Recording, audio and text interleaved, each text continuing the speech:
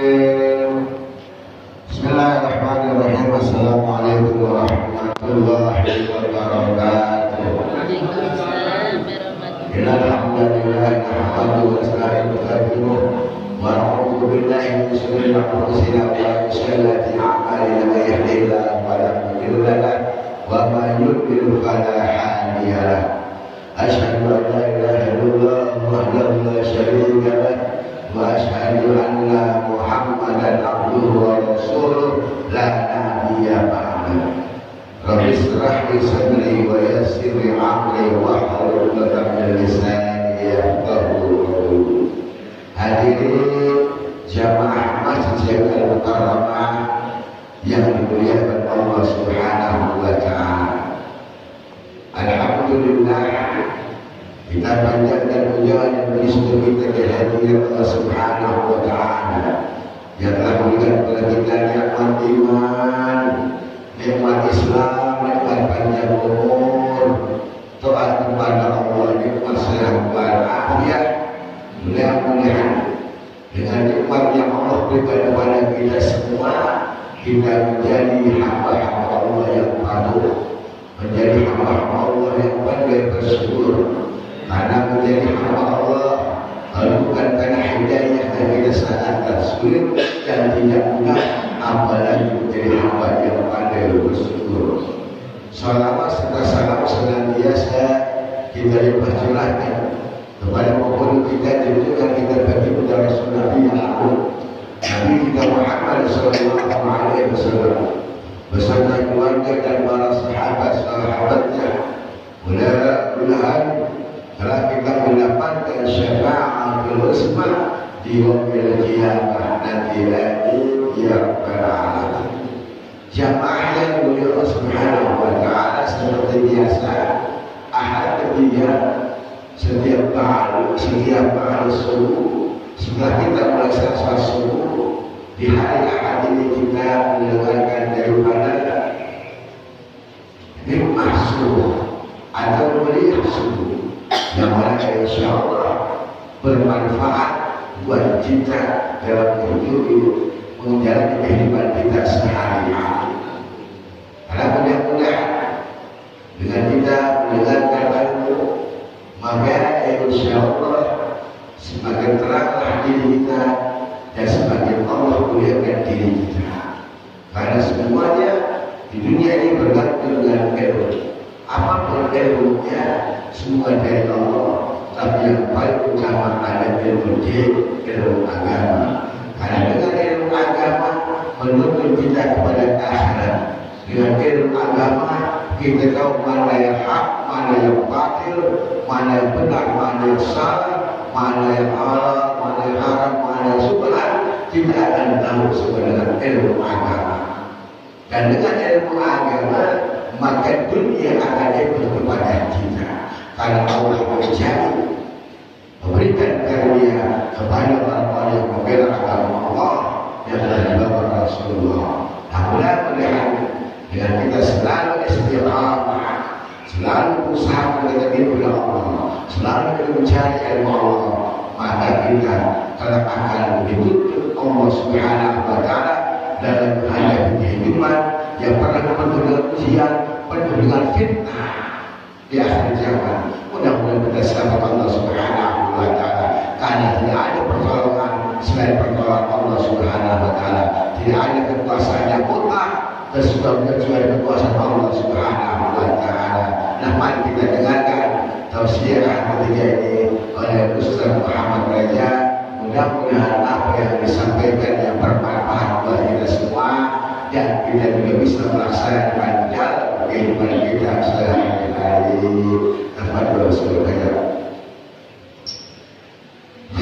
Bismillahirrahmanirrahim.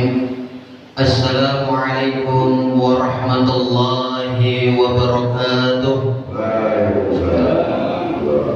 Alhamdulillahirabbil alamin. Wa bihi nasta'in wa ala umuri dunya waddin.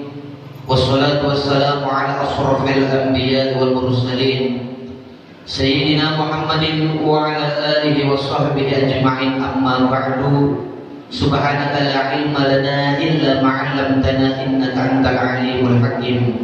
Farabbi shrah li sadri wa yassir li amri wahlul 'uqdatam min lisani yafqahu qawli. Amin ya rabbal alamin.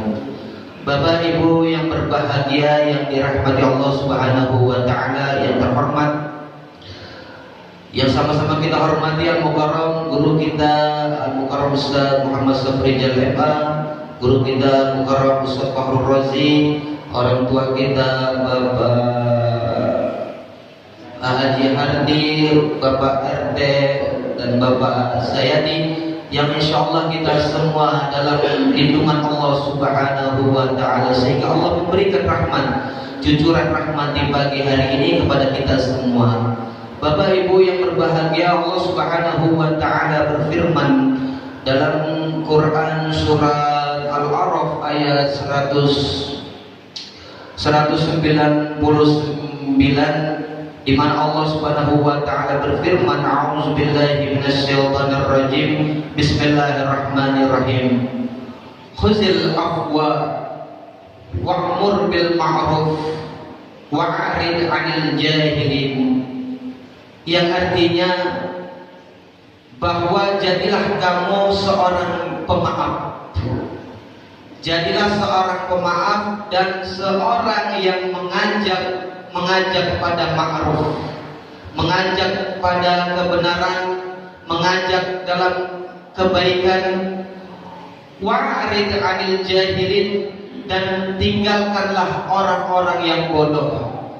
Maksud daripada orang bodoh ialah tarkul jawabi ilal jahilin jawab. Orang bodoh itu kalau dikasih tahu ngeyel, Pak. Orang bodoh itu kalau dikasih tahu ngeyel, Bu. Maka dari itu Bapak Ibu sekalian, Allah Subhanahu wa taala menurunkan Al-Qur'an dalam Quran surat Al-A'raf ayat 199 itu supaya kita menjadi orang pemaaf dan supaya kita menjadi orang yang selalu mengajak dalam kebaikan. Pertama-tama marilah kita panjatkan puja, rasa puji serta syukur kehadirat Allah Subhanahu wa taala yang telah memberikan kepada kita berbagai macam nikmat, di antaranya nikmat sehat walafiat, nikmat sempat, nikmat panjang umur, kemudian yang terutama adalah nikmat iman dan Islam. Selawat serta salam mari kita limpahkan curahkan kepada junjungan Nabi besar kita yang agung, Nabi besar Muhammad sallallahu alaihi wasallam beserta para keluarga dan sahabatnya. Mudah-mudahan kita selaku umat, selaku hamba Allah Subhanahu wa taala mendapatkan syafaatul uzma di yaumil kiamat nanti. Amin ya rabbal alamin. Rasulullah sallallahu alaihi wasallam bersabda dalam hadisnya, hadis Arba'in An-Nawawi nomor 20, di mana Rasulullah sallallahu alaihi wasallam bersabda, ja'a rajulun ila Nabi sallallahu alaihi wasallam qala ausini, qala la taqdab maraddada miraran la taqdab. Bahwa Rasulullah sallallahu alaihi wasallam didatangkan seorang laki-laki bertanya kepada Nabi Muhammad sallallahu alaihi wasallam, ya Rasulullah, nasihatilah saya. Akhirnya Rasulullah berkata bahwa janganlah engkau marah. Maraddada miraran. Rasulullah sallallahu alaihi wasallam mengulang sampai 3 kali, mengulang-ulangnya sampai 3 kali, la taqdab, jangan engkau marah. Nah, mungkin pada pagi hari ini saya ingin membawa tema yaitu tentang sabar dan janganlah marah. Ini di mana Rasulullah SAW sebagai utusan Allah Subhanahu wa taala memuji Rasulullah SAW, di mana kata Allah, a'udzubillahi minasyaitonir rajim, bismillahirrahmanirrahim, innaka la'ala khuluqin azim. bahwa Rasulullah Shallallahu Alaihi Wasallam mempunyai akhlak yang tinggi, akhlak yang mulia, sehingga Allah memuji Rasulullah Shallallahu Alaihi Wasallam. Karena khuluqu Nabiullah Shallallahu Alaihi Wasallam Qur'an, sifat Nabi Muhammad Sallallahu Alaihi Wasallam, akhlak Nabi Muhammad Sallallahu Alaihi Wasallam adalah Quran. Maka itu Bapak Ibu sekalian perlu diketahui bahwa Aisyah itu ditanya kepada sahabat-sahabatnya. Aisyah ditanya kepada sahabat Rasulullah Sallallahu Alaihi Wasallam sepeninggalan Rasulullah Sallallahu Alaihi Wasallam, wahai Aisyah, bagaimana perlakuan suamimu? Wahai Aisyah, bagaimana perlakuan Rasulullah Sallallahu Alaihi Wasallam? Maka Aisyah menjawab, kana khuluqu Nabiullah Sallallahu Alaihi Wasallam Qur'ana. Bapak Ibu yang dirahmati Allah Subhanahu wa taala, di sini ada kata sabar. Dalam segala aspek kehidupan kita di dunia ini mencontoh kepada baginda Rasulullah Sallallahu Alaihi Wasallam. Bapak Ibu yang dimuliakan Allah Subhanahu wa taala, bahwa seorang nabi atau rasul adalah sebagai uswatun hasanah. Di dalam Quran surat Al-Ahzab ayat 21, laqad kana lakum fi rasulillahi uswatun hasanah. Sungguh telah ada pada diri Rasulullah sallallahu alaihi wasallam suri tauladan yang baik bagimu. Seorang suami yang sebagai pemimpin dalam rumah tangganya, seorang suami memimpin istri dan anak-anaknya, kemudian dicontohkan oleh Rasulullah Shallallahu Alaihi Wasallam saat Rasulullah berumah tangga. Tidak ada kekerasan di dalamnya, tidak ada kata kasar di dalamnya, sehingga pada saat itu Aisyah usia 16 tahun, selagi giroh-girohnya untuk membuat makanan untuk Nabi Sallallahu Alaihi Wasallam, dia semangat untuk masak. Kemudian masak yang dia buat lamanya dia buat sampai hidangan itu matang. Nabi Sallallahu Alaihi Wasallam didatangkan tamu, yaitu seorang budak utusan dari istri Nabi yang lain, membawa makanan yang disukai oleh Nabi Muhammad Sallallahu Alaihi Wasallam. Singkat cerita, Aisyah melihat seorang budak tersebut adalah suruhan istri yang lain. Biasa Aisyah ini usia 16 tahun sedang semangat-semangatnya menyediakan makanan untuk seorang istri, seorang suaminya. Ahlan wa sahlan wa marhaban. Al-Mukarram Ustaz Habib Khalil Al-Habsyi. Sampai di mana? Sampai di Aisyah itu menyediakan makanan, melihat kunjungan, melihat kedatangan tamu yang rasanya Aisyah itu terbakar hatinya karena cemburu. Akhirnya Rasulullah Shallallahu Alaihi Wasallam menenangkan Aisyah.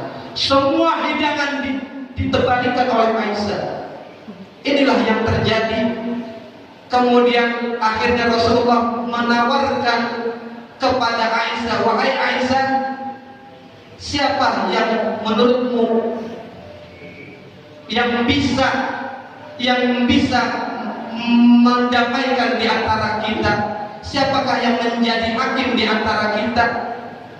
Akhirnya Rasulullah menawarkan, wahai Aisyah, saya akan membawakan Ali sebagai penengah.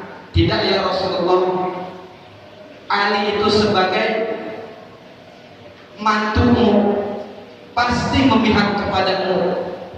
Lalu siapa ya Aisyah? Apakah aku panggilkan Umar bin Khattab? Tidak ya Rasulullah, Umar bin Khattab bagian dari keluargamu. Kemudian Utsman? Tidak ya Rasulullah, bahwa Utsman adalah sekaligus mertuamu. Akhirnya dipanggillah Abu Bakar. Kemudian Aisyah senang karena Aisyah adalah merupakan anak Abu Bakar Siddiq. Dipanggillah Abu Bakar Siddiq untuk menjadi hakim penengah di antara keributan dari Rasulullah SAW bersama Aisyah dalam rumah tangganya. Singkat cerita, akhirnya dipanggil Abu Bakar.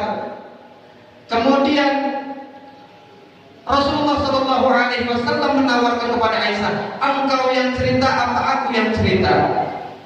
Akhirnya Aisyah memberikan bapak Rasulullah SAW untuk bercerita kepada Abu Bakar.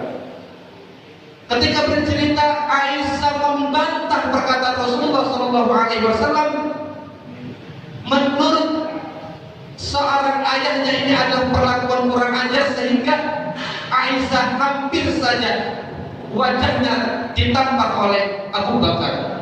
Kemudian Abu Bakar menahan tangan daripada, kemudian Rasulullah menahan tangan daripada Abu Bakar, sehingga Rasulullah berkata, saya hadirkan engkau wahai Abu Bakar sebagai penengah, bukan sebagai ayah daripada anakmu. Inilah kemuliaan Nabi, sampai Nabi itu dibela Bapak Ibu sekalian, karena innaka la'ala khuluqun azim. Allah telah memuji daripada Rasulullah SAW yang bersifat akhlaknya lagi mulia. Bapak Ibu sekalian yang dirahmati Allah Subhanahu wa taala, kemudian dalam sejarah Rasulullah SAW, pas anak-anak dia ditinggalkan 2 bulan di kandungan, kemudian wafatlah abinya atau bapaknya Abdullah. Kemudian perjalanannya Rasulullah SAW di fase usia 6 tahun ditinggalkan oleh orang tuanya dalam keadaan yatim piatu, tidak punya ayah dan ibu. Kemudian dirawatlah Rasulullah SAW bersama kakeknya. Pada saat usia 8 tahun kakeknya meninggal dunia dan diasuh oleh paman daripada Rasulullah SAW. Fasbir ma'asabaka, maka Nabi bersabar atas segala musibah yang ditimpahnya atau segala musibah yang dialaminya, dia bersabar. Bapak Ibu yang dirahmati Allah Subhanahu wa taala, apa kata Nabi? Ana sayyidil waladil Adam wala fakhra, bahwa saya adalah penghulu daripada Bani Adam, anak keturunan Adam, tapi saya tidak sombong. Inilah pernyataan Nabi. Kemudian Nabi pernah waktu hijrah, kemudian Nabi itu ke Taif. Betapa sabarnya Nabi itu menerima pukulan batu sampai wajah Nabi Muhammad SAW dilempari batu sampai berdarah-darah. Kemudian Jibril alaihissalam mendatangkan, wahai Rasulullah, 2 gunung ini saya akan hampirkan untuk umatmu yang membangkang. Akhirnya Rasulullah memilih untuk, ya Jibril, mungkin dakwahku sampai di sini, mungkin hari ini tidak diterima oleh penduduk Taif, tapi akan tetapi mungkin nanti anak cucu mereka akan mendengarkan dakwah Rasulullah Sallallahu Alaihi Wasallam. Bapak Ibu hadirin yang dirahmati Allah Subhanahu Wa Taala, pernah Rasulullah Sallallahu Alaihi Wasallam pada saat berjalan dengan Aisyah radhiyallahu anha, Nabi berjalan kemudian disapa oleh orang kafir. Apa kata orang kafir? Orang kafir bilang, Assalamualaikum. Orang kafir ini untuk meledek Nabi Muhammad Sallallahu Alaihi Wasallam. As-samu artinya racun, artinya laknat buatmu ya Rasulullah. Kemudian Nabi bersabar tidak membalas salam daripada orang kafir. Akhirnya Aisyah merasa jengkel pada orang kafir tersebut, tidak tahan perlakuan yang diberikan oleh orang kafir, maka dia menjawab, Assalamualaikum wa rahmatullahi wa azabi. Engkau yang dilaknat oleh Allah, engkau yang terkutuk. Kemudian ini adalah dua perbedaan, bahwa Nabi tidak membalas, tapi Aisyah tidak terima seorang suaminya dihina. Bapak Ibu yang dirahmati Allah Subhanahu wa taala, ada lagi banyak lagi kisah. Kemudian saya sebutkan satu lagi. Daripada kemuliaan Nabi Muhammad sallallahu alaihi wasallam, mukjizat Nabi Muhammad sallallahu alaihi wasallam adalah Al-Qur'an. Ditolak Al-Qur'an karena menurutnya ini adalah sihir. Dihinanya Nabi Muhammad sallallahu alaihi wasallam sebagai tukang sihir.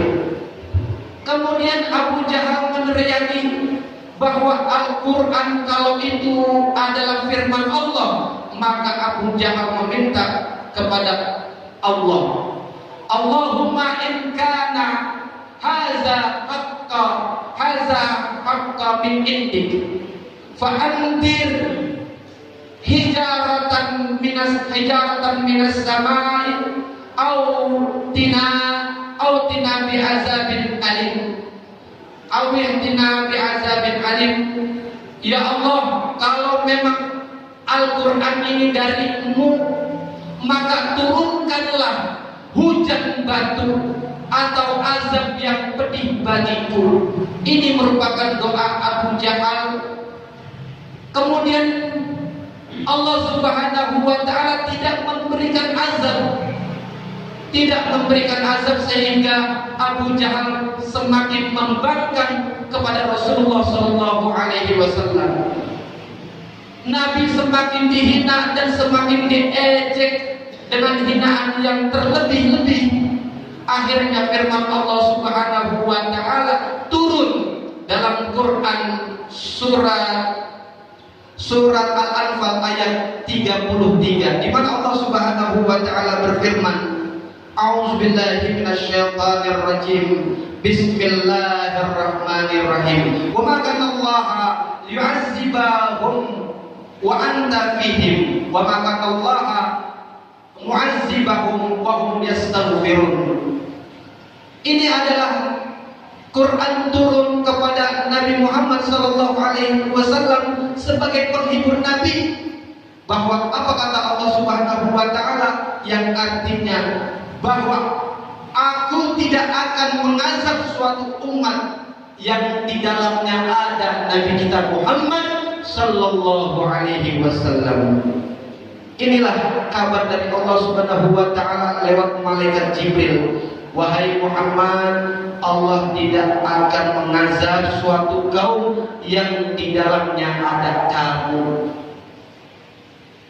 Wa ma kana Allah mu'azzibahum wa hum yastaghfirun, dan Allah tidak akan melaknat suatu kaum atau suatu bangsa yang di dalamnya ada istighfar kita, permohonan maaf kita kepada Allah Subhanahu wa taala, sehingga negeri ini aman. Maka Bapak Ibu sekalian yang dirahmati Allah Subhanahu wa taala, sering-seringlah kita bermunajat kepada Allah Subhanahu wa taala agar bala dan negeri ini, agar negeri ini aman daripada musibah, agar negeri ini aman daripada balanya Allah Subhanahu wa taala. Bapak Ibu yang berbahagia yang dirahmati Allah Subhanahu wa taala, sabar merupakan obat, di mana Allah Subhanahu wa taala berfirman, ya ayyuhallazina amanu ista'inu bis-sabri was-shalah innallaha ma'as sabirin. Wahai orang-orang yang beriman, sabarlah dalam salatmu, karena sesungguhnya Allah mencintai, Allah bersama orang-orang yang sabar. Bapak Ibu sekalian yang dirahmati Allah Subhanahu wa taala, terkadang dalam ujian yang Allah berikan ini menaikkan level kita sampai di mana ketakwaan kita kepada Allah Subhanahu wa taala. Apabila kita berhasil melaksanakan daripada musibah yang Allah berikan kepada kita, berhasil kita sabar dan salat sebagai obat dan tetap istiqamah di dalam beribadah kepada Allah Subhanahu wa taala, sehingga Allah Subhanahu wa taala memberikan karunia kepada kita, yaitu berupa derajat. Wa fi dzalika laayatin likulli sabarin syakura. Sungguh telah ada tanda-tanda kebesaran Allah Subhanahu wa taala bagi orang yang sabar dan bersyukur. Bapak Ibu yang dirahmati Allah Subhanahu wa taala, pertama kita konteksnya dalam Quran, surat yang tadi saya bacakan, surat Al-A'raf ayat 199. Pertama kita harus menjadi manusia pemaaf. Karena orang yang pemaaf itu, setan itu lebih sulit menggoda seorang hamba. Karena lawan kata daripada pemaaf adalah marah. Ketika setan datang dalam Quran surat Toha ayat 120, A'udzubillahi minasyaitonirrajim, Bismillahirrahmanirrahim. Fawaswasa ilaihi syaitan qala ya Adam hal adulluka sajaratul khuldi ala sajaratul khuldi wa mulkil la yabla. Ketika setan datang kepada Nabi Adam alaihissalam, itu menggoda manusia, menggoda Adam alaihissalam. Pada saat itu mungkin Adam ini pada saat itu tidak tergoda. Akhirnya setan masuk kepada istrinya. Dilihat istrinya ini adalah lemah sehingga dia memakan buah kuldi. Setan itu memberi rasa was-was di dalam hati Adam alaihissalam. Seraya berkata setan berkata kepada Adam, wahai Adam, maukah kau kutunjukkan sajarah ala sajaratil khuldi, pohon yang engkau makan akan kekal selama-lamanya. Kemudian melihat Siti Hawa memakan buah khuldi, ditelannya buah khuldi sampai dengan dada, sehingga turunlah Hawa ke dalam dunia. Singkat cerita, Adam ikut bersama memakan buah khuldi dan masuk ke dalam dunia perangkap setan. Kemudian setan ini pernah menyamar. Dia menyamar mendatangi Nabi Nuh alaihissalam bahwa, wahai Nuh, izinkan saya masuk. Menyamar seorang yang tua kemudian masuk ke kapal. Seraya berkata, wahai Nuh, tahukah engkau bahwa saya ingin bertaubat? Kemudian Nuh melihat ciri tersebut, ini adalah merupakan laknatullah alaih. Allah melaknat orang tersebut karena orang tersebut adalah setan. Sehingga Nabi Nuh mengizinkan setan ikut berlayar di dalam perjalanannya. Singkat cerita, dialog antara setan dengan Nabi Nuh alaihissalam sampai setan meminta kepada Nabi Nuh, wahai Nuh, apakah Allah itu maha pemaaf? Kemudian Nuh menjawab, Allah itu maha luas ampunannya. Nabi Nuh ditanya, apakah saya bisa diampuni oleh Allah Subhanahu wa taala? Akhirnya Nabi Nuh mendapatkan petunjuk bahwa setan bisa diterima tobatnya asalkan dia menyembah kuburan Adam. Kemudian setan seraya berkata, saya menolak wahai Nuh, jangan kamu semasa hidupnya, saya benci kepada Adam alaihissalam, jangankan hidupnya, jangankan kuburannya, selagi dia hidup saya benci kepada Adam alaihissalam. Sehingga setan itu pergi. Sebelum pergi dia berterima kasih kepada Nuh karena sudah ditunjukkan jalan menuju ampunan Allah Subhanahu wa taala, yaitu bertobat.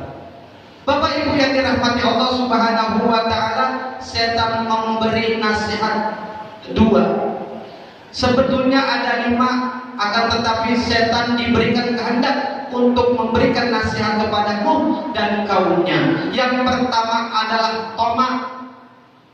Tomak, huruf to, ini melambangkan perut yang serakah. Nanti di hari kiamat huruf to tersebut atau orang yang serakah, yang perutnya gendut sampai melebihi gunung, dan siksanya adalah ketika orang serakah ini dihisab dalam perut keadaan melendung seraya gunung.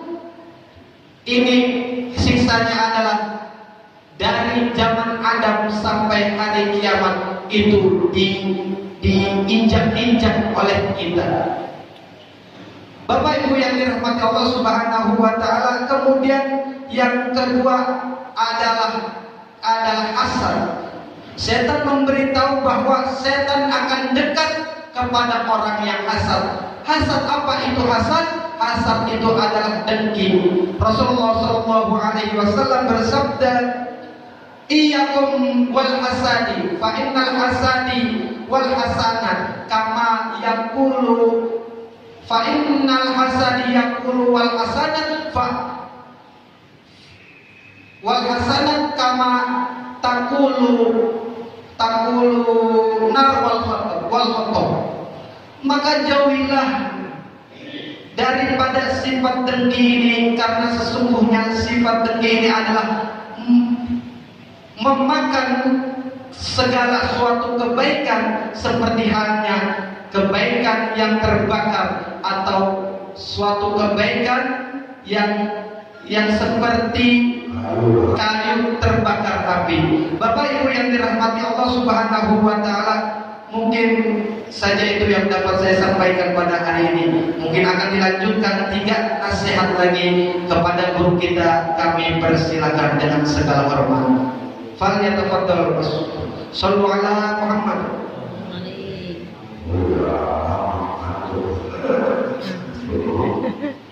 Ya, tadi sampaikan panjang lebar, ada seragam, ada yang lumayan.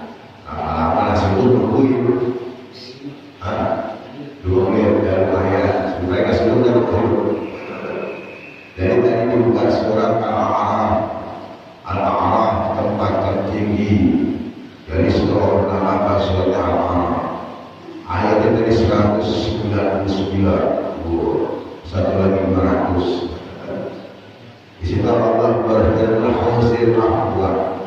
Khuzil afwa artinya khudul, tapi jadilah afwa, maaf. Khuzil afwa, jadilah hormat. Jadi orang yang berbuat maaf, berbuat kebaikan. Jadi Rasulullah ketika dunia diperintah oleh Allah Subhanahu wa taala suruh yang maaf. Kalau orang Islam itu pemaaf, nggak ada dendam, nggak ada hasut, nggak ada dengki. Kita punya saudara salah, maafin. Kita punya salah, dimaafin, selesai urusan. Iya, makanya ada masalah, nggak usah dendam, nggak usah hasut. Orang yang hasut, orang yang benci, orang yang jauh dari Allah, tempatnya bukan neraka. Maka itu khuzil afwa, jadilah pemaaf.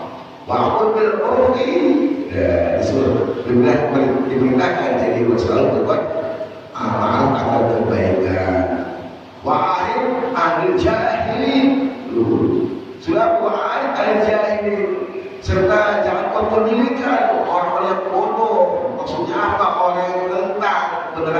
Allah seperti Abu Jahal, Abu Lahab, Abu Bosor. Dia bodoh, kenapa bodoh? Pinter dagang, pinter sains, tapi dalam penyembahan kepada Tuhannya bukan sama Allah. Disuruh minta sama Allah, dia menentang. Namanya orang bodoh. Maksudnya, wah ada aja ini setelah tinggalin, gak sebelin orang bodoh kata Allah. Maksudnya apa? Orang kita sih tahu tentang kebenaran kebaikan, malah nggak mau, tinggalin aja deh gitu. Jadi kita santai kebaikan deh. Dia nggak benerin biarin. Yang penting kewajiban kita sesama muslim sudah ingetin. Mau sebanyak banyak, paling banyak manusia bang. Apa kita kandung? Luar biasa ya. Masya Allah. Semuanya berbagai ayat dibalik kami apa menjadi daya buat kita. Karena apa jadi tahu sama si iblis dan ketemu hari kedua terakhirnya. Kemudian lagi kita bertobat. Dari sampai Nabi Musa, sehingga mau bertobat. Cuma salah satu. Wahai Musa, minum. Musa aja wahai Musa, apa iblis? Coba kita, aku yang bertobat kali kedua. Hanya iblis berbuat Musa berdoa. Sama seperti Nabi Nuh. Aku boleh iblis dengan syarat dia mau menyembah sama Adam. Apa kata iblis? Hidupnya hanya berubah nyembah. Apa cuma kuburannya? Allah, makasih Musa, udah pamit. Tapi kasih di antara perkara sama iblis tidak bisa begitu. Dasar sudah itu untuk hidayah. Seperti iblis seperti orang yang hidayah tentang beneran suruh jemaah tidak mau. Hanya binasa. Allah sudah bilang, saya pula boleh apa yang disampaikan dari Ustaz saja bermanfaat buat kita. Tinggal bagaimana kita memahami pengetahuan kita. Maka itu bahasa Robi Sibni Ilman Warasubni Rahman. Apa itu kita Robi Sibni Ilman? Robi wahai Tuhan Sibni tambahkan ilmuku. Warasubni Rahman dan dikenalkan rezeki berupa pemahaman ilmu. Jadi rezeki bukan hanya makan nasi dulu, makan bakwan, makan ini bukan aja. Tapi paham ilmu pun rezeki. Karena apa? Beda nanti orang yang mengetahui dan orang tidak tahu. Banyak orang tua cuma bilang tua itu kecebur, makan waktu. Tapi bodoh dalam pengetahuan, maka dia harus muliakan orang yang berilmu. Jadi orang tua umur kepada orang muda pintar, yang tua harus hormat kepada yang berilmu. Yang berilmu jangan sombong sekali. Terima kasih, mudah-mudahan saudara bermanfaat. Berikutnya, wabillahi taufiq hidayah wal hidayah. Wassalamualaikum warahmatullahi wabarakatuh. Jam selanjutnya.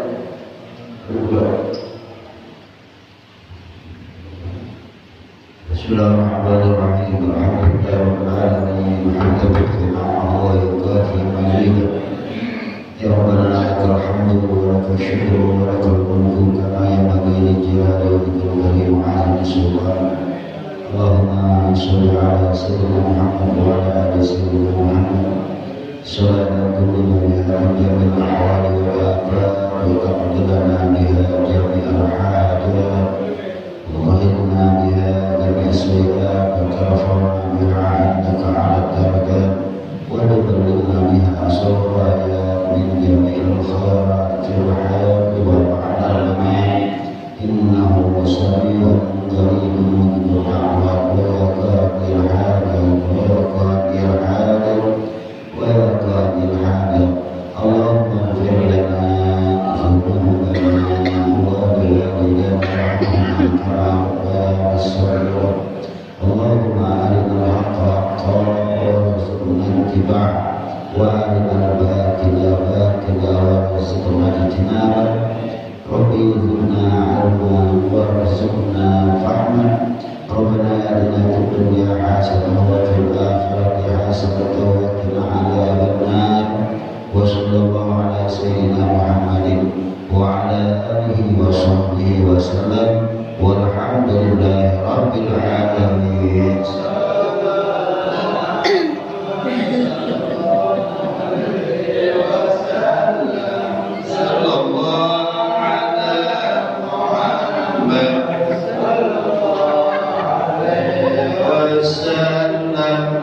Sallallahu